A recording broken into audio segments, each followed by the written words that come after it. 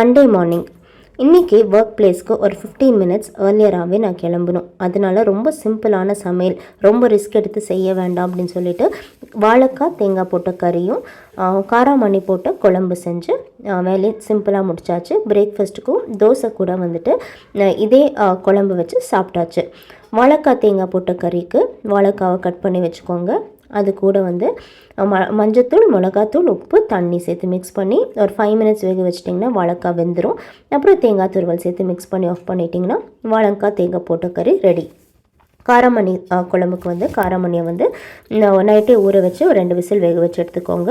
ஒரு பேனில் எண்ணெய், வெங்காயம், அப்புறம் சின்ன வெங்காயம் சேர்த்து மிக்ஸ் பண்ணி ஒரு தக்காளி சேர்த்து நல்லா சாஃப்டாக வணக்கிக்கோங்க. 2 கத்திரிக்காய், 2 உருளைக்கிழங்கு இல்லைனா ஒரு மீடியம் சைஸ் உருளைக்கிழங்கு நல்லா வந்து சேர்த்து மிக்ஸ் பண்ணி வணக்கி சாம்பார் மிளகாய்த்தூள் ஒரு 2 டீஸ்பூன் சேர்த்துக்கோங்க.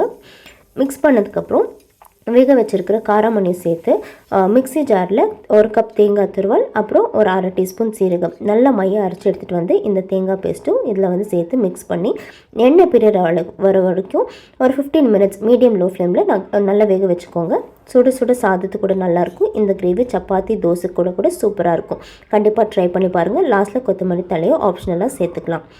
இன்றைக்கி சாரி வந்து ஏஜி பாபுஷா அப்படிங்கிற ஒரு ஷாப்பில் வந்துட்டு சேல் போட்டிருந்தாங்க பெங்களூரில். அங்கே வாங்கின சாரி.